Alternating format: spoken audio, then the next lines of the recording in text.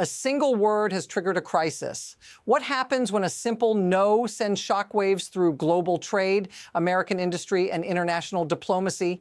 This isn't just about machinery, it's about power, leverage, and the delicate systems that hold our economy together. That one word may turn out to be the most dangerous thing said in Washington in years. Stay with me. What's coming next will completely change how you think about global trade. This all started with a simple request. Donald Trump demanded expedited access to critical heavy machinery, equipment worth billions, essential to major infrastructure projects. But when his request was met with one word, no, things spiraled fast. Now, why did this matter so much? The refusal didn't just disrupt supply chains. It sparked a wider crisis that could rock industries, drive up prices, and force countries to reconsider their trade relationships. This isn't just about construction equipment. This is about power. And right now, Trump's leverage is fading fast. How far will this standoff go? Trump's request wasn't just about machinery. It was a test of leverage. He wanted heavy equipment, tens of billions of dollars worth, fast-tracked to the U.S. But here's the shocking part. The response wasn't a counteroffer, a delay, or even a diplomatic statement. It was a single definitive word, no. And that no came from Canada, a country that supplies nearly 22% of U.S. industrial imports. Now, why does this matter? It's simple. This refusal exposes a critical flaw in the system. It wasn't just a supply chain problem. It was a leverage battle. And here's the kicker. The power dynamic is shifting. So why did this no matter so much? Let's break it down. This refusal didn't just push back on Trump's demand. It escalated the situation dramatically. Think back to past moments where supply chains shifted power. In 1973, the oil embargo showed just how quickly control over resources can reshape global politics.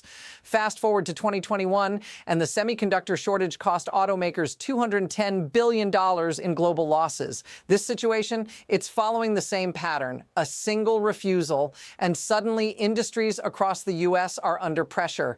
The cost of aluminum spikes, manufacturing projects stall, and the economic fallout hits workers and consumers alike. The real question now, what happens if this keeps escalating? But this isn't just about what happened, it's about what's at stake. The no wasn't just a political slap. It revealed deep contradictions in the system.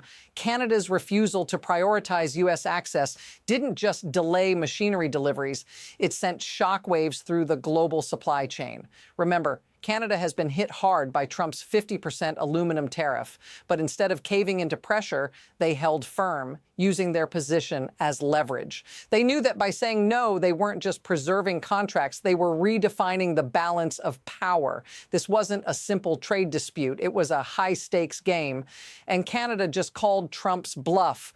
This one moment, it might change everything. Now let's look at the fallout, because things are moving fast. First, Canadian suppliers stopped discretionary shipments, sending U.S. aluminum inventories plummeting. Second, American manufacturers are facing skyrocketing costs and project delays. And third, the construction sector is on the brink of a meltdown, with rising costs threatening the viability of thousands of projects. All of this in the span of just a few weeks. What happens if this continues? The ripple effects are already hitting U.S. workers, manufacturers, and consumers. The pressure is mounting, and the stakes are higher than anyone imagined. Now, let's talk about the real-world consequences. Imagine a construction foreman in Ohio desperately waiting for machinery to arrive on time for a federally funded project. Every month of delay means layoffs, penalties, and lost contracts. That's just one project, but multiply it by thousands across the country. What does this mean for ordinary people, for families already dealing with rising costs? Delayed projects could mean job losses, housing delays, and skyrocketing prices. This isn't a distant issue. This is happening now to real people. If this feels familiar, say so in the comments. But this isn't just about bad decisions or short-term chaos. It's about the system itself, the system that allows a single word to send global markets into turmoil. When politicians push for control over resources without understanding the complexities of supply chains, the system pushes back. This crisis is a textbook example of how leverage works in today's economy. It's about who controls the flow of goods, who can bend without breaking, and how fragile the balance of power really is. And here's the unsettling part. We're only beginning to see the cracks in this system. What happens when more countries start realizing just how much leverage they hold? So where does this lead? We have two possible paths. On one hand, the U.S. could double down, pushing harder on Canada, using threats to force compliance, but that risks further alienating their closest ally, and the pressure could lead to a broader breakdown in trade relations. On the other hand, Trump might be forced to back down. With mounting pressure from American industries and a crumbling domestic market, he may have to accept less favorable terms and reduce tariffs. Either way, the outcome is uncertain, but what's clear is that this is far from over. And the next move? It's already in the works. So what's the takeaway from all of this? Power doesn't come from demands. It comes from leverage you can actually enforce. Trump's tariffs were meant to give the U.S. an advantage, but instead, they created an even deeper dependence. Canada recognized this vulnerability and called the bluff with a single word: no. The real question now, was this refusal just a warning shot, or is it the start of a much deeper realignment in global trade?